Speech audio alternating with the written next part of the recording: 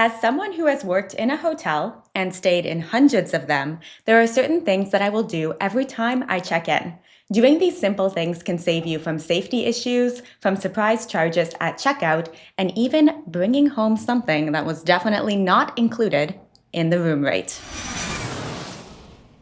Before you unpack anything, prop the door open with your suitcase and do a quick sweep of the room. You'll want to check the bathroom, open the closet, look behind the curtains, under the bed, and step out onto the balcony if there is one. You want to make sure that there are no people, obvious messes, or anything that's immediately apparent that would make you want to switch rooms. I checked into a room last week and saw this around the toilet and the sink, as well as hair all over the bathroom shower and tub. And when the bathroom looks like that, I'm pretty sure the sheets weren't changed either. Start by taking your suitcase to the bathroom and placing it in the bathtub. The bathtub is the safest spot because bedbugs cannot easily climb over smooth surfaces, while something like the luggage rack, on the other hand, with woven straps, is actually one of the most common places that bedbugs will hide. Once your suitcase is in the bathtub, head over to the bed and pull back the sheets, and then you'll want to look at the mattress seams, corners, and piping for any reddish-brown bugs, small dark spots that look like black pepper, or thin sheds of skin. Run your phone flashlight along the headboard edges as well and into the gap between the headboard and the mattress. A recent survey found that 1 in 7 US travelers said they had encountered bedbugs in the past year. And yes, bedbugs can show up even in luxurious hotels. So if anything looks suspicious, do not unpack. Call the front desk and ask for a room change. Also make sure you request a different floor, not just the room next door, as bedbugs tend to travel. I'm also giving away the exact checklist that I use every time I arrive in a new hotel room, and you can grab it for free by scanning the QR code on the screen here or checking the link down in the description and video pinned comment. Next, you'll want to head to the bathroom. Flush the toilet, turn on the shower, and make sure that hot water actually comes on and that the drain is not backing up. A tip that came directly from viewers in the comment sections of a past video was to run the hot water for a couple of minutes before you shower.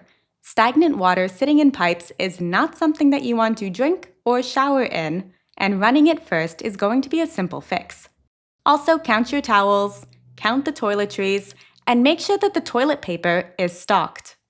If anything is missing, it is much better to call the front desk now so you can get it before you start taking a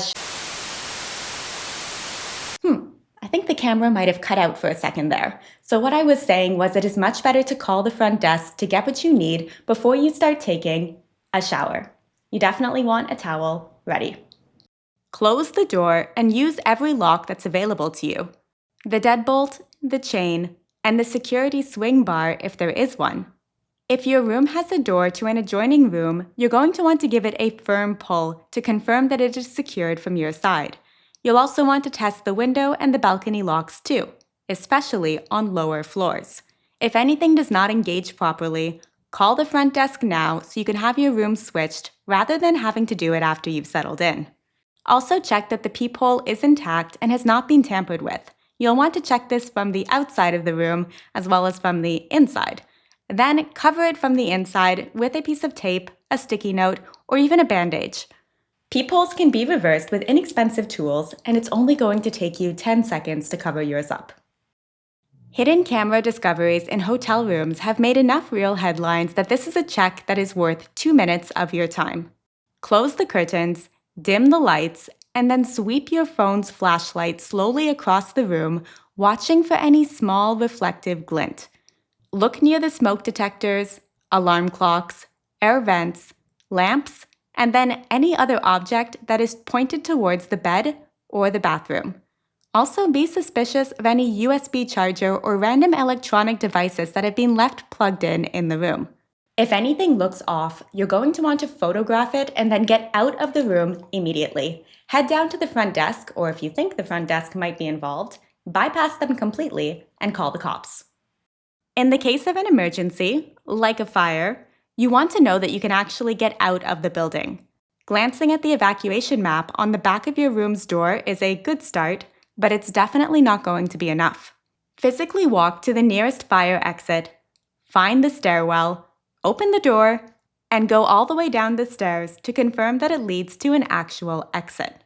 I cannot tell you how many times I have gone down the emergency exit staircase only to find a locked door at the bottom. It is much better to figure this out when it's not an emergency, so you can notify the front desk and figure out an alternative exit, which they are legally required to provide. The TV remote is the single germiest object in a hotel room.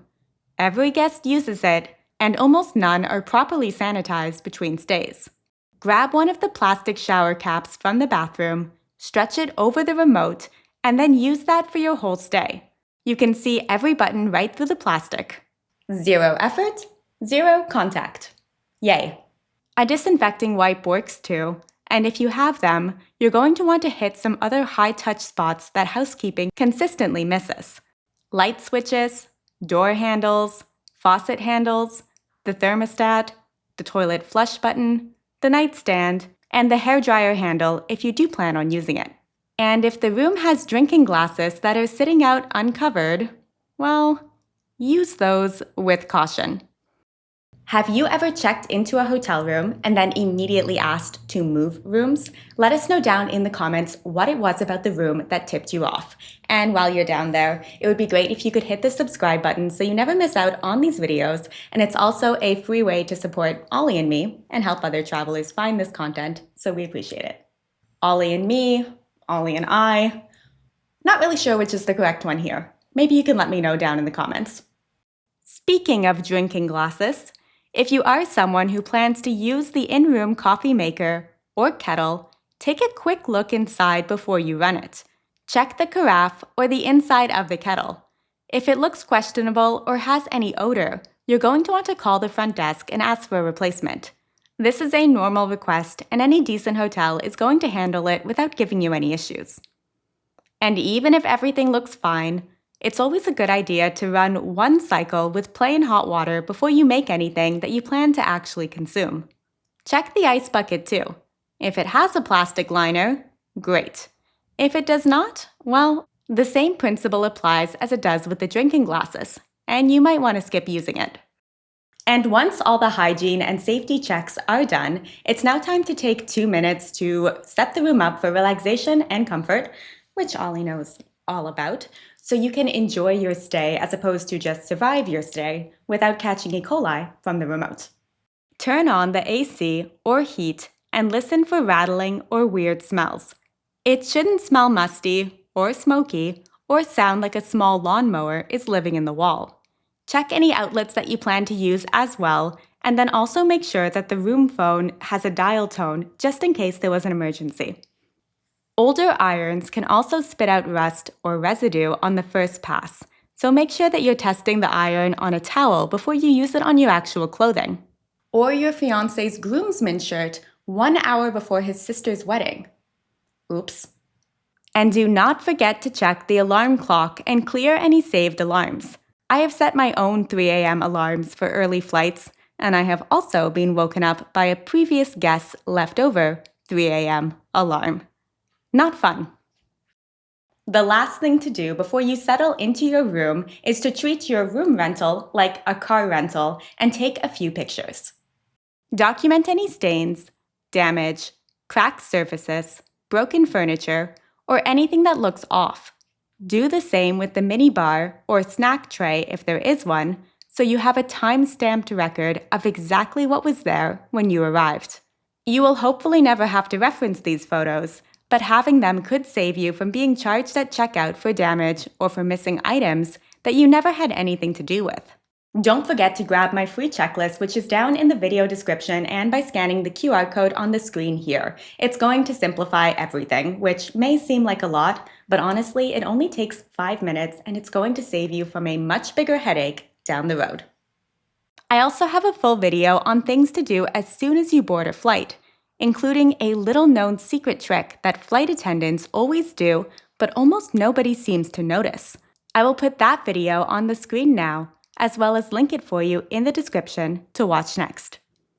Thanks for watching, and don't forget to hit subscribe to join Ollie and me back here for more travel tips and hacks each week, and we will see you in that next video soon. Bye.